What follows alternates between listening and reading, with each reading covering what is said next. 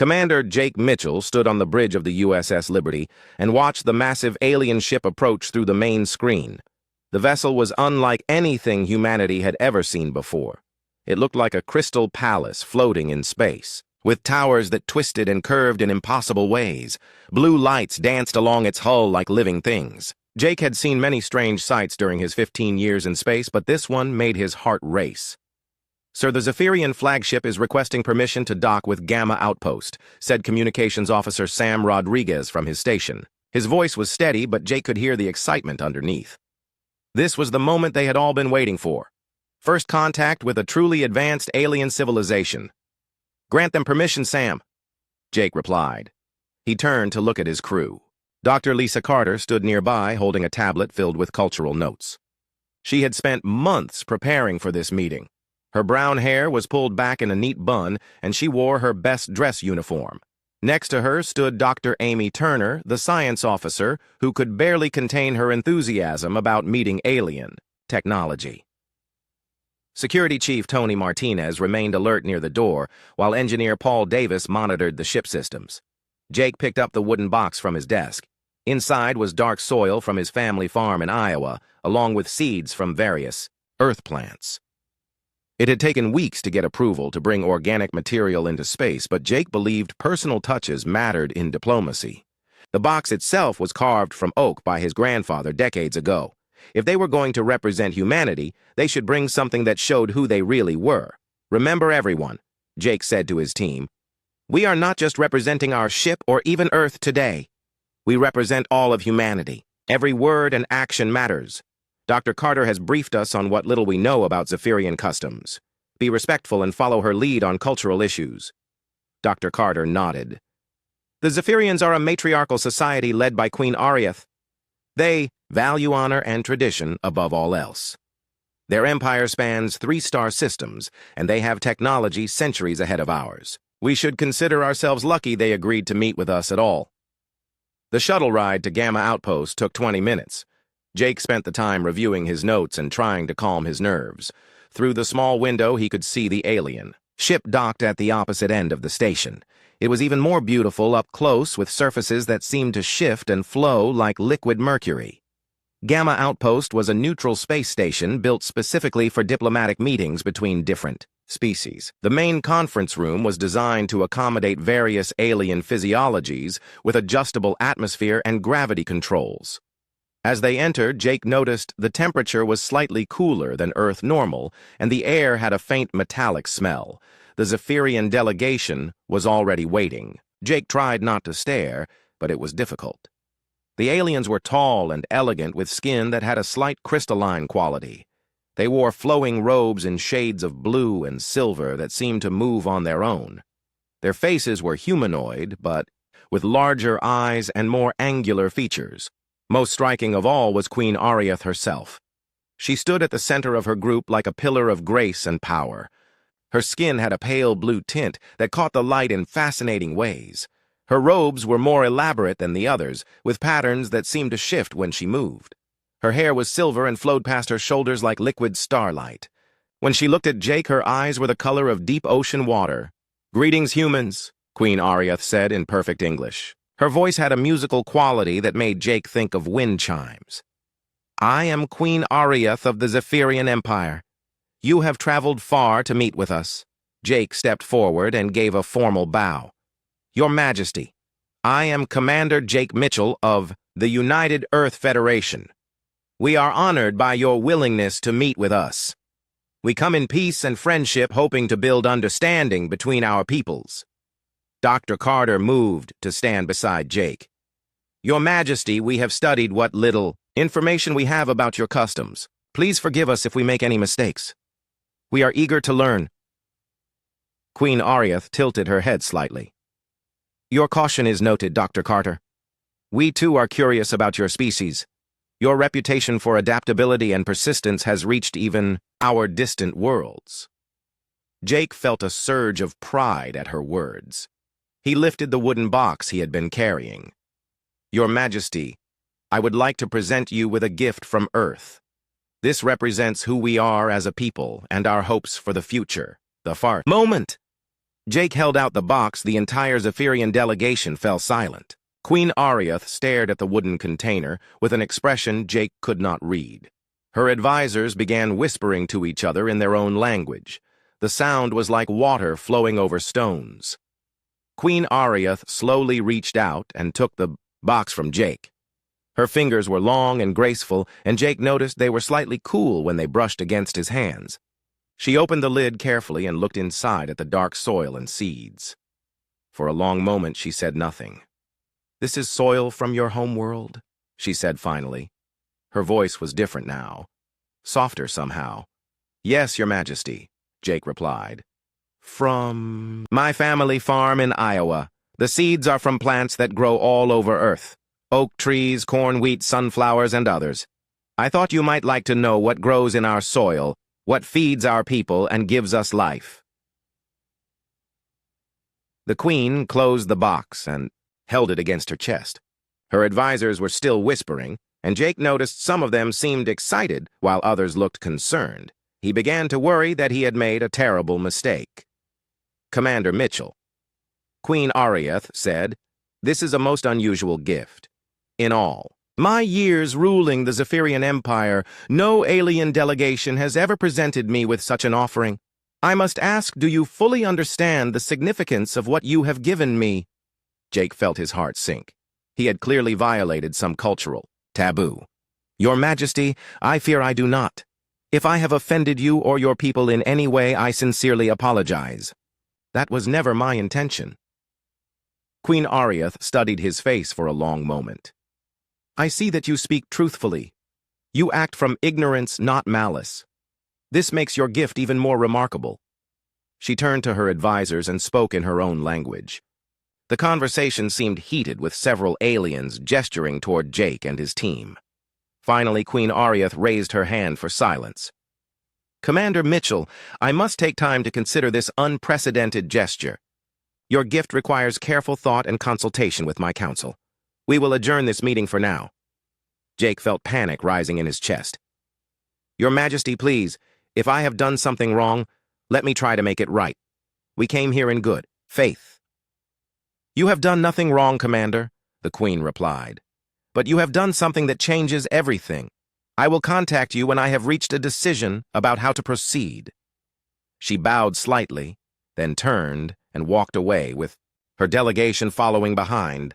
Jake and his team were left standing alone in the conference room. The silence stretched for several seconds before Dr. Carter spoke. "Well, that could have gone better," she said with a nervous laugh. Sam Rodriguez shook his head. "I recorded everything, but their language is unlike anything in our databases. We have no idea what they were discussing." Jake picked up his notes from the table. "Whatever I did, it got their attention. The question is whether that attention is good or bad for humanity." As they prepared to return to their ship, Jake could not shake the image of Queen Ariath holding the wooden box. Something about her expression had changed when she looked at the soil. He only hoped that whatever cultural rule he had broken could be fixed before it destroyed humanity's chance at joining the galactic community. The shuttle ride back to the USS Liberty was quiet. Each team member was lost in their own thoughts about what had just happened. Through the window, Jake could see the alien ship still docked at the station. Lights flickered along its hull in patterns that seemed almost like a heartbeat. He wondered if Queen Ariath was watching their shuttle depart, and what she might be thinking about the strange humans who had given her a box of dirt. Jake Mitchell paced around his ready room aboard the USS Liberty while his senior staff watched. It had been 6 hours since the disastrous first contact meeting, and he still had no idea what had gone wrong. The wooden box that had seemed like such a good idea now felt like the worst mistake of his career. "Sam, have you picked up any more Zephyrian communications?" Jake asked as he stopped pacing and looked at his communications officer. Sam Rodriguez nodded and activated his tablet. "Yes, sir, quite a lot, actually. The strange thing is, most of it sounds celebratory rather than angry. I am picking up what seems to be music and increased chatter between their ships. If I did not know better, I would say they are having some kind of party." Dr. Lisa Carter frowned as she reviewed her cultural notes. "That makes no sense. If Commander Mitchell violated their customs, they should be upset, not celebrating. Unless..." She paused and started typing frantically on her tablet. unless what Lisa Jake asked. I am checking something. There was a reference in one of the older texts about gift-giving customs, but the translation was unclear. Give me a few more minutes. Dr. Amy Turner spoke up from her chair near the window. Sir, I have been monitoring their ship with our sensors. Their energy output has increased by 30%, and they have extended additional docking arms. It looks like they are preparing to receive more ships. Jake felt his stomach tighten. More ships could mean anything. Reinforcements if they plan to arrest us, or additional delegates if they want to negotiate. We just do not have enough information. Security Chief Tony Martinez stood near the door with his arms crossed. Sir, with your permission, I would like to increase our security protocols. We are badly outgunned if this turns hostile. Do it, Tony, but keep it subtle. The last thing we want is to appear aggressive when we are already in trouble. Meanwhile, on the Zephyrian flagship Stellar Crown Queen Ariath sat in her private chambers holding the wooden box Jake had given her. The oak felt warm in her hands, and she could smell the rich scent of earth soil through the lid. She had ruled the Zephyrian Empire for over 2 decades, but nothing had prepared her for this moment. Her chief advisor, General Kethra, entered the room followed by the cultural minister and 2 other council members. Their faces showed a mixture of excitement and concern that matched the Queen's own feelings. Your Majesty, General Kethra began, the Council is in chaos. Half of them believe this is the opportunity we have been waiting for, while the others think it is a trap or an insult. Queen Ariath set the box carefully on her desk and looked at her advisors. Tell me, Kethra, what do you think the human commander intended when he gave me this gift? General Kethra was a stern woman with silver hair and sharp features. She had served the royal family for 40 years and was known for her direct manner. Majesty, I believe he intended exactly what he said. A gesture of friendship and peace. The humans are young and ignorant of our ways. They could not possibly understand what such a gift means. The cultural minister stepped forward. He was an elderly male with kind eyes and a gentle voice. Your Majesty, if I may disagree, the soil comes from the commander's own family land. The box is clearly a treasured possession passed down through generations. Even if he does not know our customs, his intent shows deep respect and trust. Queen Ariath picked up the box again. According to ancient Zephyrian tradition, when someone offered soil from their homeland to a ruler, it meant they were offering to share their world. It was the ultimate gesture of partnership and unity. In the old days, it was how marriage proposals were made between royal houses of different planets. But Commander Mitchell was not Zephyrian royalty. He was an alien from a species they had barely heard of until recently. The implications were staggering. If she accepted the gift according to tradition, she would be agreeing to a bond between their civilizations that went far beyond a simple trade agreement. Have we learned anything more about human customs? The Queen asked. The cultural minister consulted his tablet. Our linguists have been analyzing their communications and cultural databases. Humans seem to form partnerships through shared experiences rather than formal ceremonies. They have a saying that actions speak louder than words. They also appear to be remarkably adaptable and loyal to their allies. General Kethra made a dismissive gesture. They are primitive warriors who barely understand space travel. What could they possibly offer the Zephyrian Empire? Queen Ariath stood and walked to the large window that looked out at the space station. She could see the human ship, docked on the other side. It was crude and blocky compared to Zephyrian vessels, but there was something honest about its design. No unnecessary decoration, just functional engineering meant to get the job done. Perhaps that is exactly what we need, she said quietly. We have grown comfortable in our superiority. Our technology is advanced. But when did we last truly explore or take risks? These humans traveled across the galaxy with inferior ships just to meet us. They brought gifts from their own soil because they thought it would please us. There is courage in that, and wisdom too. Back on the USS Liberty, Dr. Carter suddenly looked up from her tablet with excitement. I think I found something. This is from a fragment of an ancient Zephyrian text about courtship rituals. Listen to this. When one offers the soil of their birth world to another, it is a sacred gesture of unity and shared destiny. Jake felt the blood drain from his face. Courtship rituals. Please tell me you do not mean what I think you mean. I am afraid I do, sir. Based on this translation, you may have accidentally proposed marriage. or something very close to it. The room fell silent. Sam Rodriguez was the first to speak. So, that explains the celebration. They think we are engaged. Dr. Turner laughed despite the seriousness of the situation. This is either going to be the most embarrassing diplomatic incident in human history or the most romantic. Jake sat down heavily in his chair. This is a disaster. We came here to establish trade relations, not to accidentally marry an alien queen. What are we supposed to do now? Tony Martinez cleared his throat. Sir, if I may suggest, we could simply explain the misunderstanding. Surely, they will understand it was an accident. Dr. Carter shook her head. That might make things worse. If we reject the proposal, it could be seen as a grave insult. We could end up with a war instead of a wedding, as if summoned by their conversation. Sam's communication panel chimed with an incoming message. Sir, we are receiving a transmission from the Zephyrian flagship. Queen Ariath requests a private communication with you. Jake straightened his uniform and tried to compose himself. Put her through Sam. And everyone else, please give me some privacy. His staff filed out of the ready room, leaving Jake alone as Queen Ariath appeared on his main screen. She was still wearing her formal robes, but seemed more relaxed than during their earlier meeting. The wooden box sat on the desk behind her. Commander Mitchell, she said, with what might have been a slight smile. I trust you are well, Your Majesty. Thank you for contacting me. I hope I have not caused any problems with my gift. If I have violated any of your customs, please know it was not intentional. Queen Ariath tilted her head. Your customs are fascinating, Commander. In my culture, gifts are given with great thought and ceremony. Yet you chose something personal and meaningful without knowing our traditions. Tell me about this box. Jake felt himself relax slightly. It belonged to my grandfather, Your Majesty. He carved it himself from oak trees that grew on our family land. My grandmother used to keep flower seeds in it. When she died, my grandfather gave it to me. He said it represented the continuity of life and growth, and the soil. From the same land where my family has farmed for generations. It represents home and heritage, and hope for the future. I thought sharing it with you would show our sincere desire for friendship. Queen Ariath was quiet for a moment.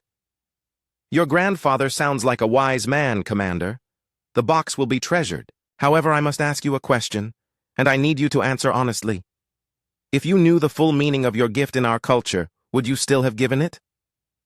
Jake considered her words carefully. He thought about humanity's place in the galaxy and the opportunity this meeting represented.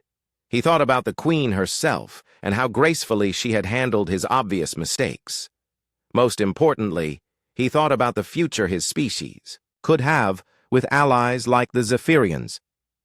Your Majesty, I do not know all the implications of what I have done, but I do know this.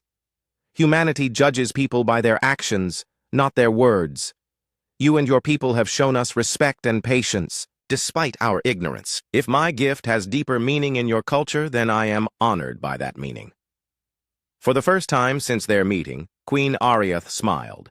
It transformed her entire face, making her seem younger and more approachable. Commander Mitchell, you continue to surprise me. I have decided to accept your gift, but I propose we take time to truly understand each other before we discuss what that acceptance means. Jake felt relief wash over him. Your Majesty, I would welcome the opportunity to learn more about your people and your culture. Excellent. I am extending an invitation for you and your senior staff to visit our ship tomorrow. We will show you some of our customs, and perhaps you can share more of yours. Consider it a cultural exchange. After the communication ended, Jake called his staff back to the ready room. There, Queen Ariath stood before the High Council of the Zephyrian Empire in the grand chamber aboard the Stellar Crown. The room was magnificent with crystal walls that caught and reflected light in dancing patterns. 12 council members sat in a curved formation around her throne, each representing different aspects of Zephyrian society. The tension in the room was thick enough to cut with a blade. Your Majesty, said Councillor Vexthai, the head of the military faction, this human gift is either an insult or a trap. No primitive species should dare make such an offer to the Zephyrian crown. We should reject it immediately and send them back to their small world. General Kethra stepped forward. I agree that caution is warranted, but I have studied the human, Commander. He acts with genuine intent, not deception. His ignorance of our customs does not diminish the courage it took to make such a gesture. Counselor Mordain, the elderly head of the cultural ministry, raised his hand. Your Majesty, tradition is clear about gifts of homeland soil. If we accept, we are bound by ancient laws that govern such unions. Are we prepared for the consequences? Queen Ariath looked at each council member in turn. She had ruled for 23 years and never faced a decision this complex. The wooden box sat on a pedestal beside her throne and seemed to glow in the crystal light. Tell me what those consequences would be. Complete integration of our civilizations, Counselor Mordain replied. Shared technology, resources, and territory. Joint military commands. Cultural exchange programs. In effect, the Human Federation would become part of the Zephyrian Empire, or we would become part of theirs. Several council members began talking at once. Some saw opportunity, while others saw disaster. Queen Ariath raised her hand for silence.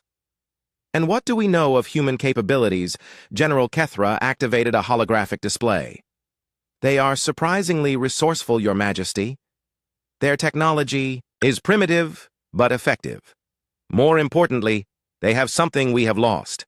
They explore not just for resources, but for the joy of discovery. They take risks we would never consider. They are also dangerously unpredictable, Counselor Vexithai interrupted. Our intelligence shows they have fought wars among themselves for thousands of years. How can we trust such a violent species? Queen Ariath stood and walked to the great window. Outside, she could see the human ship and remembered Commander Mitchell's earnest face as he presented his gift. Perhaps their experience with conflict is exactly what we need. We have grown soft in our superiority. When did we last face a real challenge? Meanwhile, on the USS Liberty, Jake Mitchell was preparing for the cultural exchange visit. Dr. Carter had spent hours briefing him on proper behavior, while Dr. Turner prepared scientific instruments to study Zephyrian technology. The whole crew was nervous but excited about this unprecedented opportunity. Remember, sir, Dr. Carter said as they walked toward the shuttle bay, the Zephyrians value honor above all else. Be honest in all your responses, even if the truth might be uncomfortable. I plan to be myself, Lisa. That seems to have worked so far. Security Chief Tony Martinez joined them with a small team. Sir, I still think we should bring more security. Tony, we are their guests. Heavy security would send the wrong message. Besides, if they wanted to harm us, they have already had plenty of opportunities. The Zephyrian ship was even more impressive on the inside than the outside. The corridors were wide and graceful, with walls that seemed to be carved from single pieces of crystal.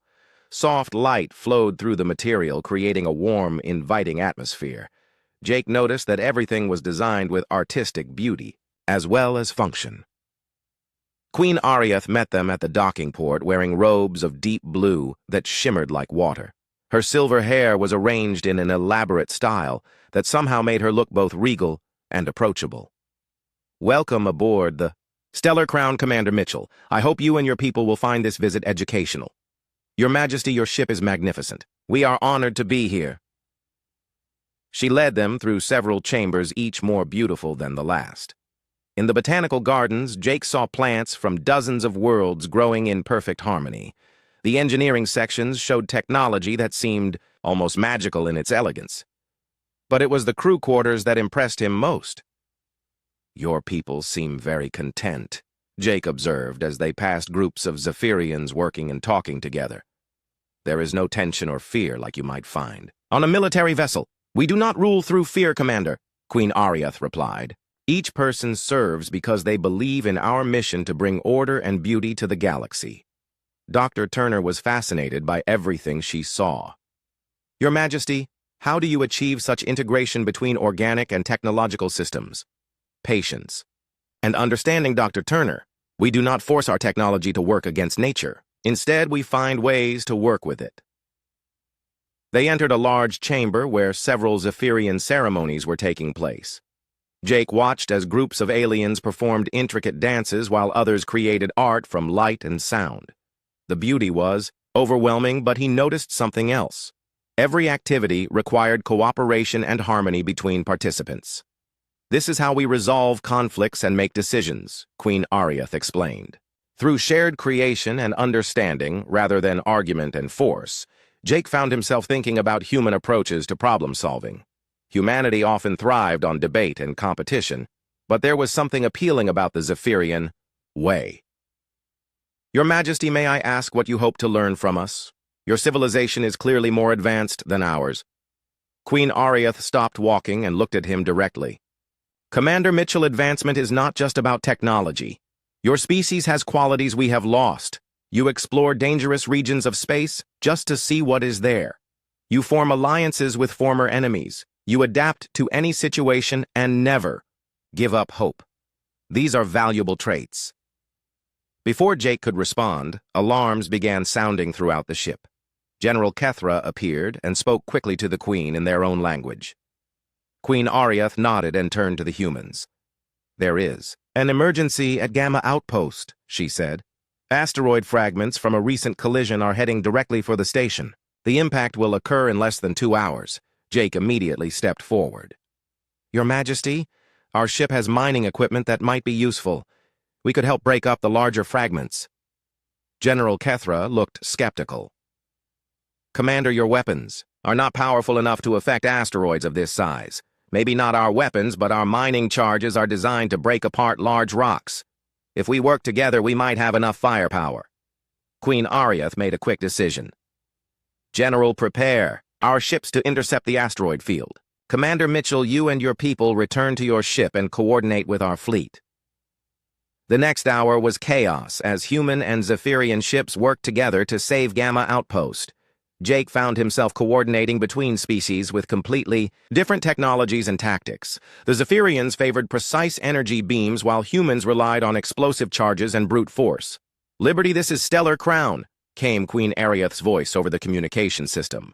We need to time our attacks perfectly. Your charges first, then our beams to vaporize the debris. Understood, Your Majesty. Tony, are the charges ready? Yes, sir. Dr. Turner has calculated the optimal placement points. We get one shot at this. Jake, watch the main screen as the asteroid field approached the station. The fragments were huge and moving fast. Even with both fleets working together, it would be close. All ships, this is Commander Mitchell. Remember, there are thousands of beings on that station counting on us. We do not fail. The battle against the asteroids lasted 30 minutes. Human ships darted between the fragments, placing explosive charges, while Zephyrian vessels used their advanced targeting systems to guide the attacks. When one of the human ships suffered engine damage, a Zephyrian vessel immediately moved to protect it. Dr. Carter watched from the Liberty Bridge as the two fleets worked in perfect coordination. Sir, look at how they are adapting to our tactics, and we are learning from theirs. It is like they have been allies for years. Jake smiled as he watched Queen Ariath's ship execute a perfect defensive maneuver to protect his damaged vessel. Maybe we have Lisa. Maybe this was meant to happen. When the last asteroid was destroyed, both fleets gathered near Gamma Outpost. The station was safe, and thousands of lives had been saved through cooperation between species who had barely known each other a day before. Queen Ariath appeared on the communication screen again. She looked tired, but satisfied. Commander Mitchell, your people fought with great courage today. You risked your own ships to protect others, including Zephyrians you barely know. Your Majesty, that is what allies do for each other. We could not have succeeded without your advanced targeting systems and tactical coordination. After the crisis, Queen Ariath called Jake back to her ship for a private meeting. They sat in her personal chambers with the wooden box between them on a small table. The Queen looked thoughtful as she poured a warm beverage that smelled like flowers. Commander today showed me something important about your species, she said. When faced with danger, you think first of protecting others, even those you do not know well. This is a rare quality in the galaxy. Your Majesty, your people showed the same quality. When our ship was damaged, your vessels immediately moved to protect us. Dr. Lisa Carter sat hunched over her workstation at 3 a.m. ship time. Empty coffee cups surrounded her tablet as she worked through ancient Zephyrian texts with growing excitement and horror. After 2 days of intensive translation, she had finally cracked the cultural code that explained Jake's accidental proposal. The implications made her hands shake as she typed. Computer, open a secure channel to Commander Mitchell's quarters. Jake's sleepy face appeared on her screen. Moments later, his hair was messy, and he looked annoyed at being woken up. Lisa, this better be important. We have another cultural exchange meeting in 4 hours. Sir, you need to get down here right now. I figured out what your gift really means, and it is bigger than we thought. Much bigger. 20 minutes later, Jake stood in the Cultural Analysis Lab with Dr. Carter, Sam Rodriguez, and Dr. Turner. Tony Martinez guarded the door to ensure their conversation remained private. Lisa activated the main display and showed them pages of translated text. According to these ancient laws, when someone presents soil from their homeland to a Zephyrian ruler, they are offering what translates as eternal unity between worlds. It is not just a marriage proposal, sir. It is a complete merger of civilizations. Jake stared at the display. What exactly does that mean? Everything, sir. Shared technology, resources, territory, military commands. If Queen Ariath formally accepts your gift, according to their law, our species become one people under joint leadership. You would essentially be proposing to become co-ruler of a combined human Zephyrian empire.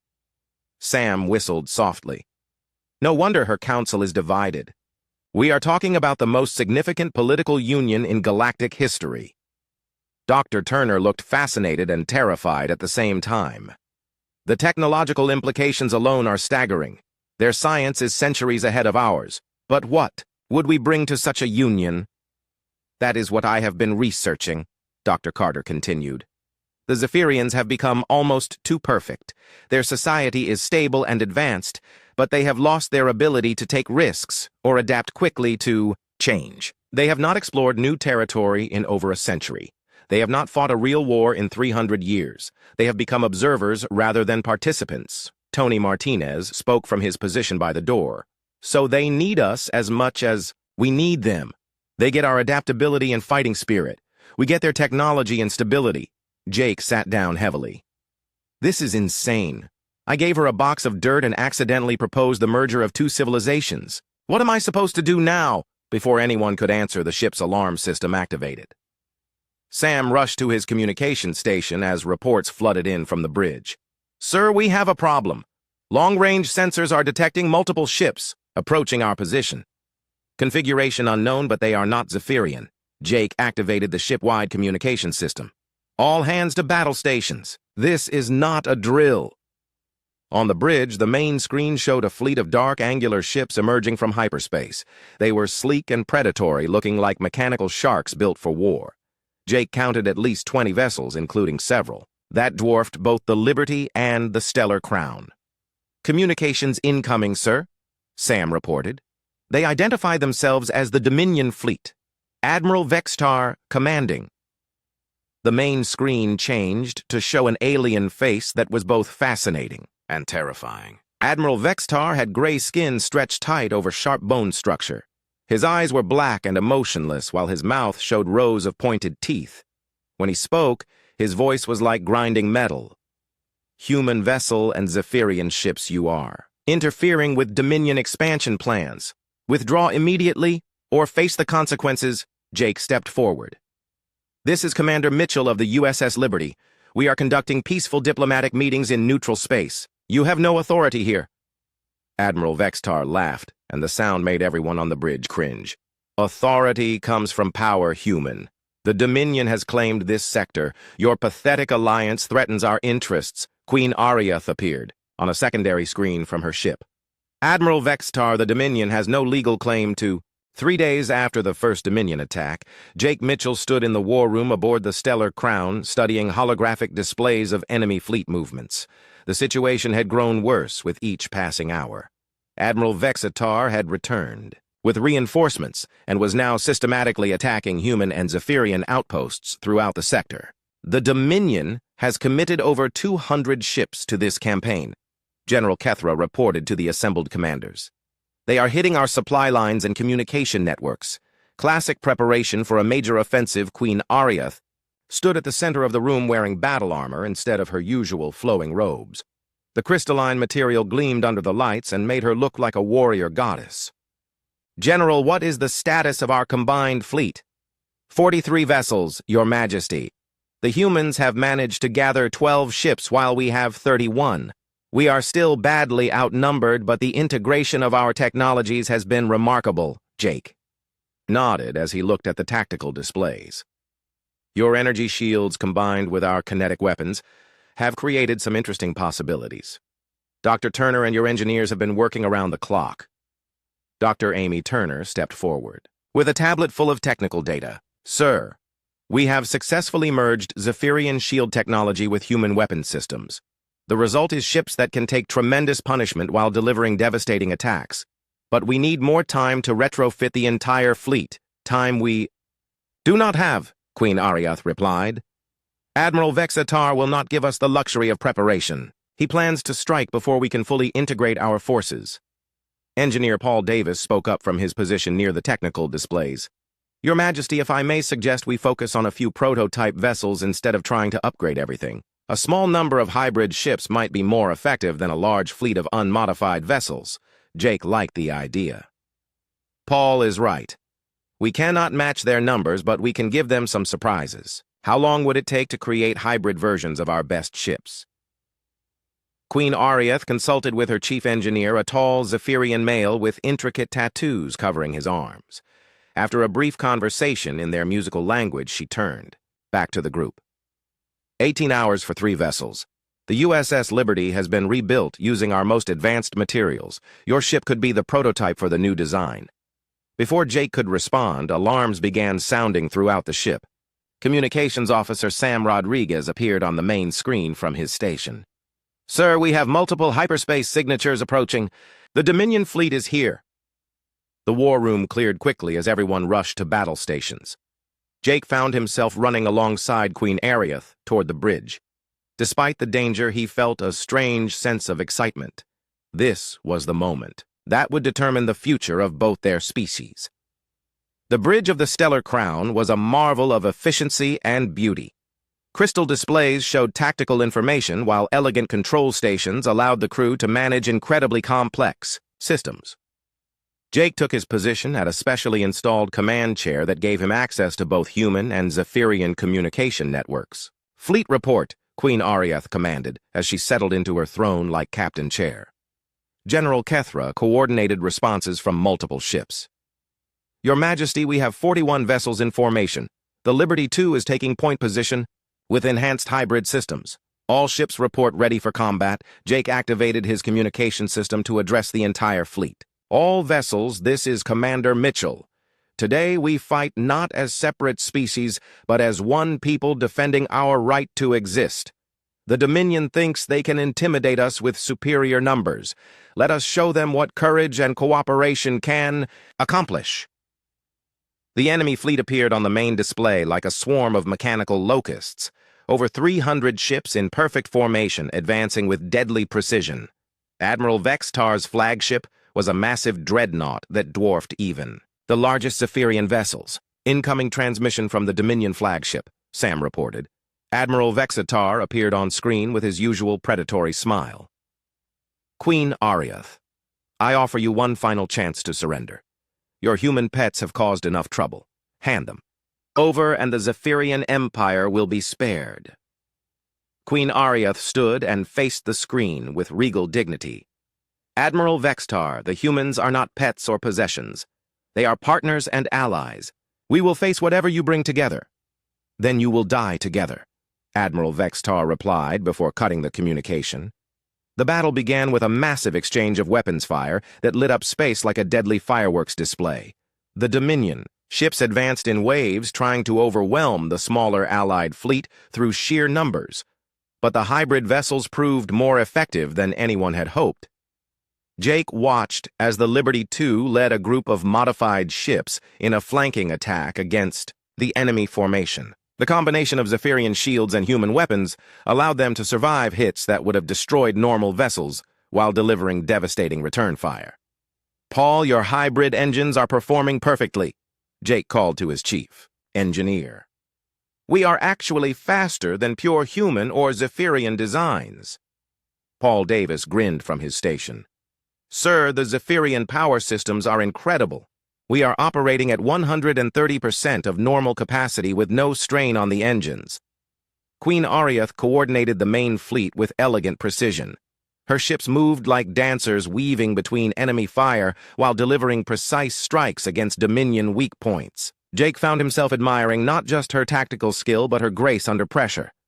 "Your Majesty," General Kethra reported, "enemy forces are concentrating on our left flank.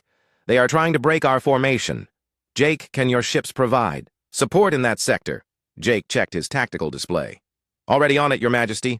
Tony takes security teams Alpha and Beta to assist the Zephyrian vessels. Show them how humans board enemy ships."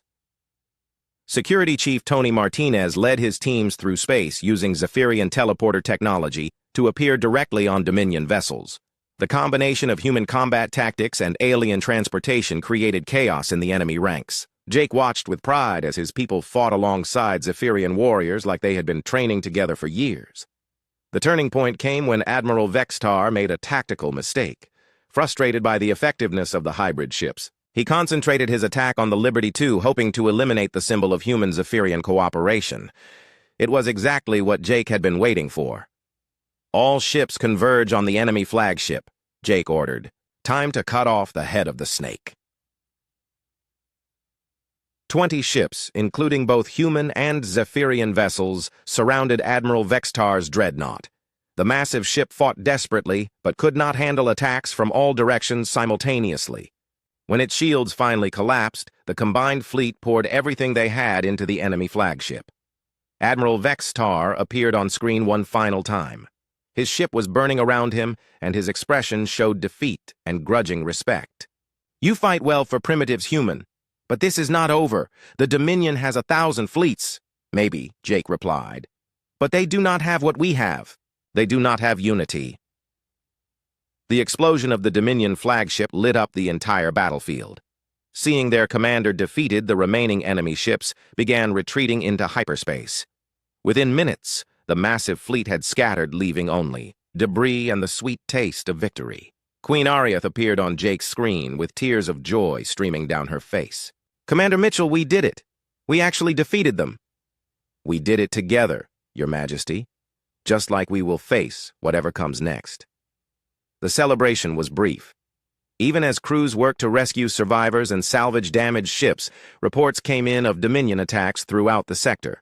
Admiral Vextar had been telling the truth about having more fleets. This victory was just the beginning of a much larger war. But something important had happened during the battle. Human and Zephyrian crews had fought as one force, trusting each other with their lives. The hybrid technology had proven that their species were stronger together than apart. Most importantly, Jake and Queen Ariath had shown they could lead a combined force effectively. "Your Majesty," Jake said as they stood together on the bridge watching repair crews work, "I think we have proven that our alliance can work. The question now is whether our governments will support what we have started." Queen Ariath took his hand in hers. The gesture was simple, but it sent ripples of shock through both crews. A human commander and an alien queen holding hands was a powerful symbol of the new partnership they were creating. "Jake," she said using his first name for the first time, "I believe our governments will have no choice but to support us. After today, the galaxy knows that humanity and the Zephyrian Empire are united. We have announced ourselves as a new power, and there is no going back." Jake looked out at the mixed fleet of human and alien vessels working together to secure the battlefield. "Then we better make sure we are worthy of the responsibility we have taken on." Dr. Carter approached them with a communication tablet. "Sir, we are receiving priority messages from both Earth and the Zephyrian homeworld. They want immediate reports on the battle and the status of the alliance negotiations." Jake and Queen Ariath looked at each other and smiled. "Lisa, tell them we have successfully field-tested." 6 months after the Battle of Gamma Outpost, Jake Mitchell stood in the observation deck of Harmony Point, the first joint human-Zephyrian space station. Through the massive windows, he could see ships from both species docked together while crews worked side by side on repairs and modifications. The sight never failed to amaze him. "Commander, are you ready for the ceremony?" Dr. Lisa Carter asked as she approached with a formal dress uniform draped over her arm. "The signing takes place in 2 hours, and representatives from 12 different species will be watching. Jake took the uniform and headed toward his quarters. I still cannot believe we made it this far, Lisa. 6 months ago, I was just trying to establish trade relations. Now we are about to sign the most important treaty in galactic history. The path to this moment had not been easy. Both Earth government and the Zephyrian High Council had initially rejected the proposed alliance as too radical and dangerous. Months of negotiations, political battles, and demonstrations had been required to convince them that the partnership could work. Queen Ariath had faced the most serious opposition.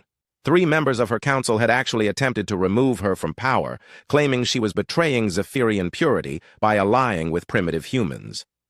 The coup attempt had failed, but it showed how divided her people were about the alliance. Jake had dealt with his own political problems.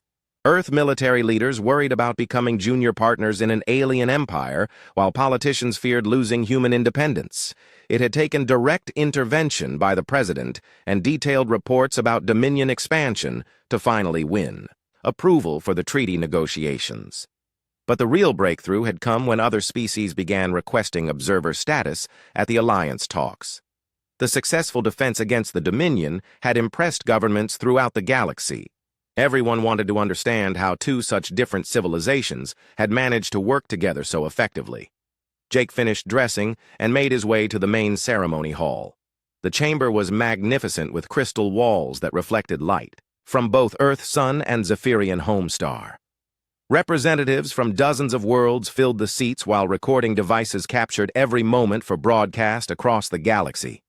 Queen Ariath was already on the stage wearing robes that combined human and Zephyrian design elements. The fabric was Earth silk, dyed with Zephyrian crystals, creating colors that shifted and flowed like liquid light. She looked both regal and approachable, exactly the image they wanted to project for their new alliance. "Commander Mitchell," she said as he joined her on the platform, "are you ready to make history? Your Majesty, I have been ready since the day I gave you that box of soil." The ceremony began with traditional greetings from both cultures. Jake spoke about humanity's long dream of joining the galactic community, while Queen Ariath discussed the Zephyrian commitment to bringing order and beauty to the universe. But the real moment came when they began reading the treaty itself. The Human-Zephyrian Alliance Charter, Jake announced to the assembled crowd, establishes a new form of interspecies government based on equality, cooperation, and mutual respect. Neither species will dominate the other. Both will contribute their unique strengths to the partnership. Queen Ariath continued reading from the crystal tablet that contained the treaty terms. Article 1 establishes joint leadership with decisions requiring agreement from both human and Zephyrian representatives. Article 2 creates shared military commands with integrated technology and tactics. Article 3 guarantees cultural preservation while encouraging exchange programs. The most controversial article came near the end. Article 15 establishes the right of any species to petition for membership in the alliance, provided they meet standards of peaceful intent and democratic governance. The Human-Zephyrian Alliance shall serve as a foundation for a broader galactic confederation. Several alien observers began talking excitedly among themselves. The idea of an expandable alliance that could include multiple species was revolutionary. Most galactic governments were based on conquest or economic domination. A voluntary confederation based on shared values had never been attempted on such a scale. Jake and Queen Ariath signed the treaty using both human ink and Zephyrian energy crystals. The signatures glowed on the document, creating a beautiful symbol of their partnership. As they shook hands, the assembled crowd erupted in applause that lasted for several minutes. But the real celebration came afterward during the reception. Jake watched as human and Zephyrian officers shared stories and compared experiences. Engineers from both species worked on technical drawings, while scientists discussed joint research projects. Most importantly, children from the diplomatic families played together without caring about species differences.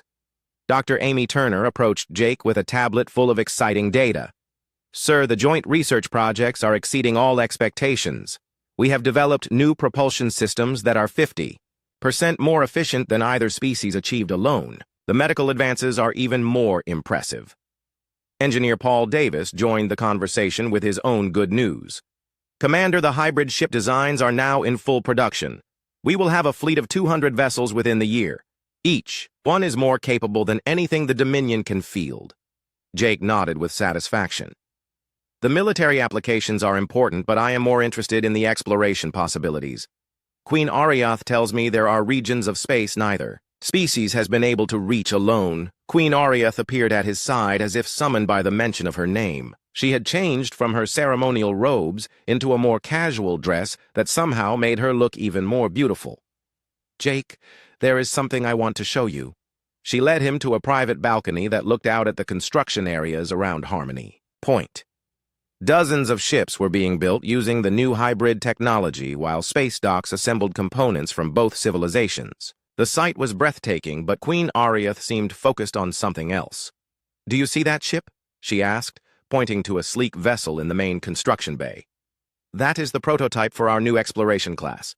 It can travel farther and faster than any ship either of our species has built. But more importantly, it requires both human and Zephyrian crew to operate effectively."